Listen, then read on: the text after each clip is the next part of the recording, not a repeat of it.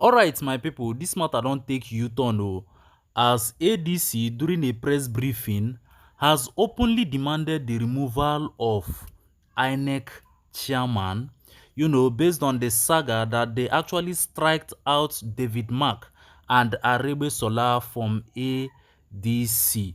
Okay, so let me just allow you to watch this video. There's nothing that you can tell me to convince me that APC doesn't have a hand in this matter, and in this case Tinubu has a hand in this case.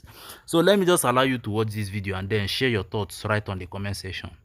On behalf of the African Democratic Congress and all lovers of democracy, I welcome all of you to this World Press Conference. Since 1999, Nigeria has been under democratic rule. After 27 years, we thought we could proudly celebrate the entrenchment of democracy, believing that the country's dictatorial past has receded into history. Our experience in the past 3 years or so, since President Bola Ahmed Tinubu came to power, has however confirmed otherwise. Democracy is only sustained by the quality of freedom that it offers and guarantees, especially the freedom to choose, the freedom to participate, and the freedom to associate.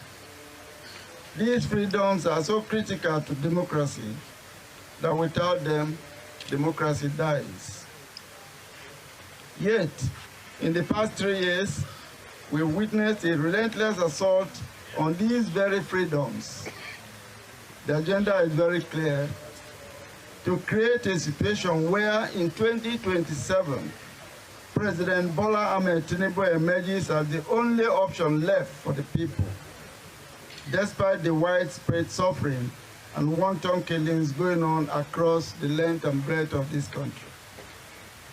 The twin challenge of deepening poverty, worsening security situation in the country did not just happen. They are direct consequences of the failure of this government. They know that Nigerians will not want to continue. They know Nigerians will vote them out. This is why they will do anything to hang on to power by hook or crook.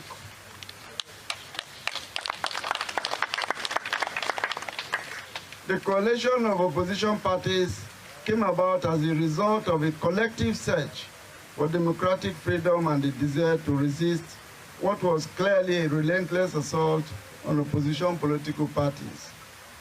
The coalition leaders decided to come together under ADC to save multi-party democracy in Nigeria and rescue Nigeria from what was clearly an emerging dictatorship. We did not come to the ADC by chance. We did our due diligence. We fulfilled all the party's constitutional requirements, as well as all wider requirements under the laws that guide the management and operation of political parties. In furtherance of this process, a NEC meeting was convened on July 29, 2025, monitored by INEC officials.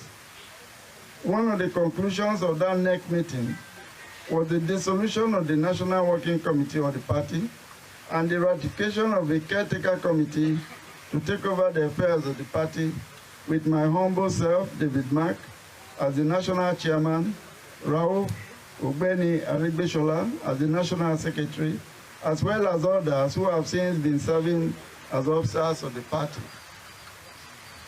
In addition to witnessing this process that brought in the new leadership of the party, a formal report of these resolutions was subsequently communicated to the Independent National Electoral Commission, INEC. On the 9th of September 2025, INEC then uploaded the names of the relevant NWC members of the party based on the NEC resolutions.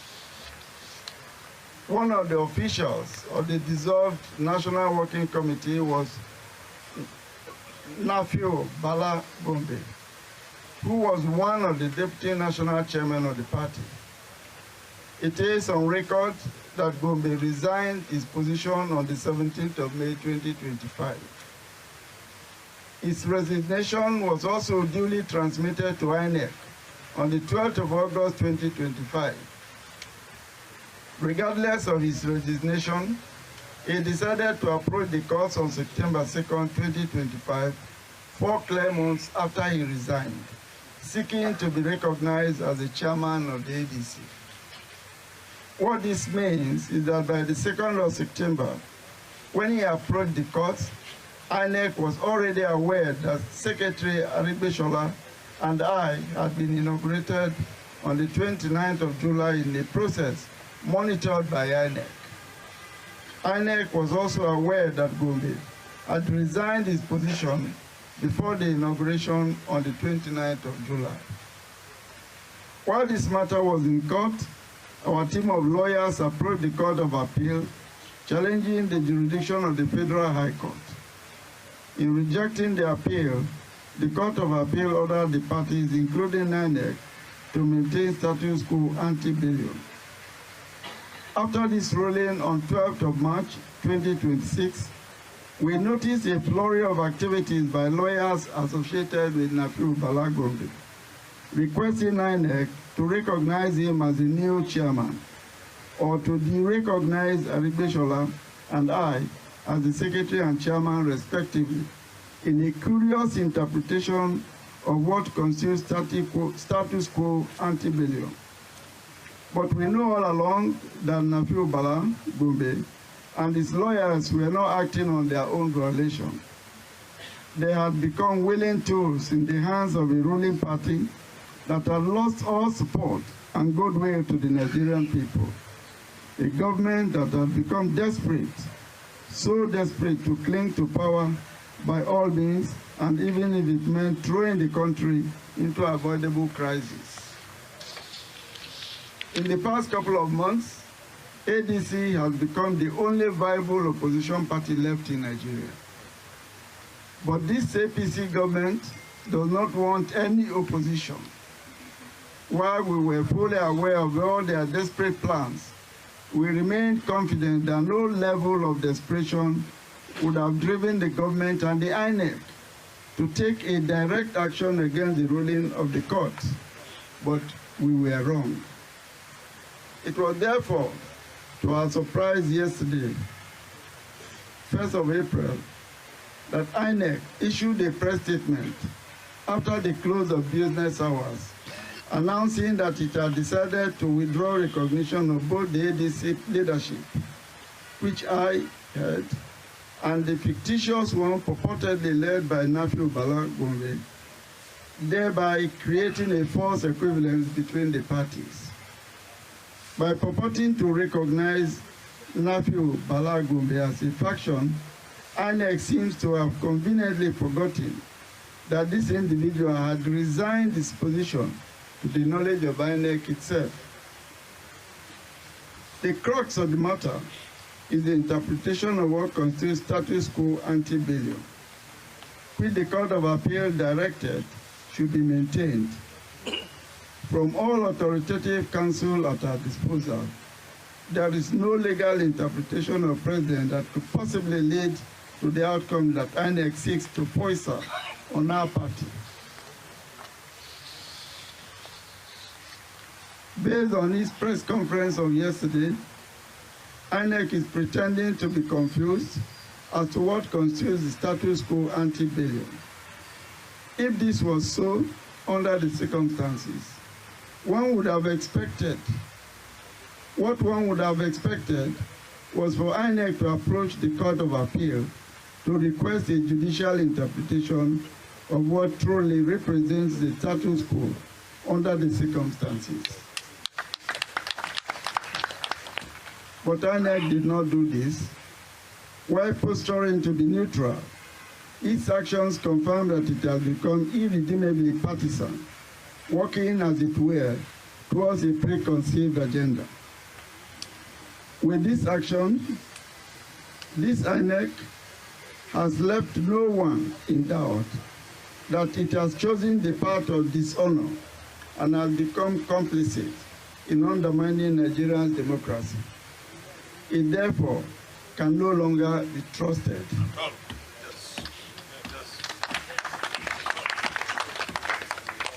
What we say in essence is this: INEC cannot choose to fix the status quo from the day it took the administrative action to uphold the names of the new ADC members on its website. Because INEC does not have the power to determine for any political party who its leaders should be. That decision was taken on July 29, 2025, not on September 9th. With its press conference yesterday, INEC has invented a status quo that never existed, because there was no time that the African Democratic Congress, ADC, did not have a fully constituted leadership. What INEC has done is to create a situation that by its own curious logic leaves the ADC without leadership. This certainly cannot be the status quo that the Court of Appeal directed should be preserved.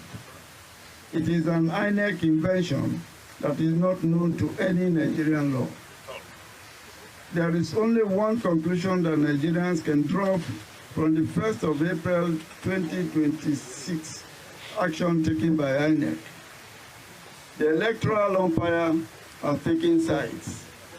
It can no longer be trusted. As a matter of fact, INEC has acted in contempt of the Court of Appeal and has therefore acted unlawfully. My fellow Democrats, very distinguished ladies and gentlemen, it is not the ADC that is under attack. It is a direct assault on Nigeria's democracy and the right of Nigerians to choose, to participate, and to exercise their rights as free citizens. We have witnessed how the APC-led federal government has undermined, compromised, and coerced other opposition political parties. The ADC has risen as the last bastion between Nigeria's democracy and full-blown dictatorship. And this is what worries them. What is now unfolding is a concerted effort to dismantle that last bulwark. If we allow this to happen, it could signal the end of our democracy as we know it today. If we yield to it, we would have become complicit by our inaction. We therefore hold it a duty to our democracy and to the Nigerian people to say no. No. No. No. Right now, I speak to Nigerians at home and in diaspora. I also speak directly to President Bola Ahmed Tinubu.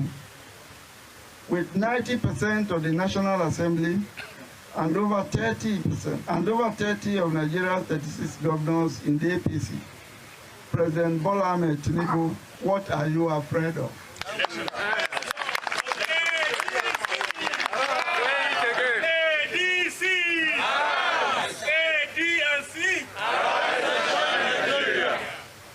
If you are convinced that you have done well for the people who voted for you, why are you afraid of a free, fair, and transparent electoral contest? If you are indeed the Democrat that you claim to be, why are you bent on destroying all opposition political parties in this country? Let me reiterate for the record, there are no competing claims on the leadership of the ADC. Nafi Bala Gombe has no locus whatsoever. INEC should have waited for the Court of Appeal to decide this matter. Instead, INEC went ahead to do the bidding of the ruling party. But let us be clear, the role of INEC over political parties is not administrative, it is not managerial, it is simply supervisory. For the avoidance of doubt, the leadership of ADC inaugurated at the 29 July 2025 NEC meeting remains the lawful leaders of the party. Yes. Party members and all Nigerians should therefore remain calm, as there is no cause whatsoever for alarm. It is important to state the net implications of this decision taken by INEC, in case they had not thought of it, or they just do not care. First, by attempting to subvert the leadership of the ADC, INEC has already undermined our participation in the Osun and the Ekiti elections taking place later this year. Secondly, we have our congresses starting on the 9th of April 2026, ending with our convention on the 14th of April 2026. We have given due notice to INEC, and they have acknowledged receipt of that notice. This is what the law requires of us. Let us sound a note of warning. This INEC under Professor Joshua Amopita will be held directly responsible for whatever actions or inaction or reactions that follow this criminal path that it has taken.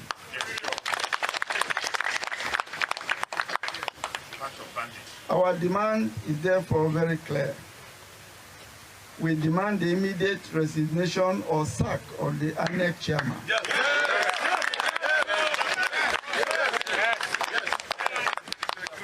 Professor Amopita and all his national commissioners. We no longer have confidence in them. We are convinced that they are incapable of conducting any credible election. Exactly. Yes. Let us also make it clear. We are proceeding with our party programs because there is nothing under the law that makes INEC's attendance a mandatory requirement. Yes.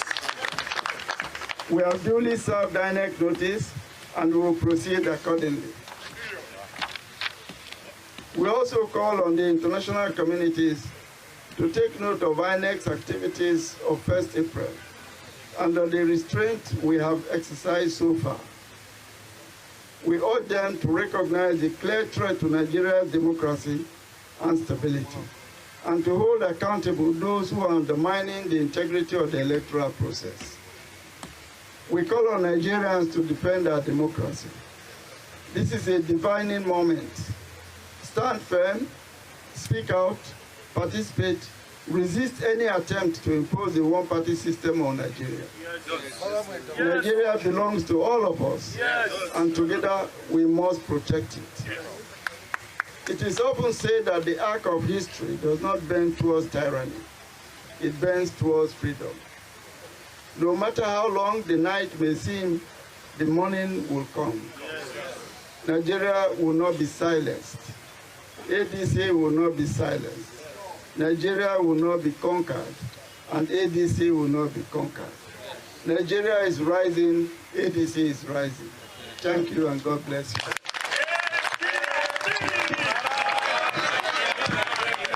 Please, let's give our national chairman a standing ovation. Thank you very much, sir.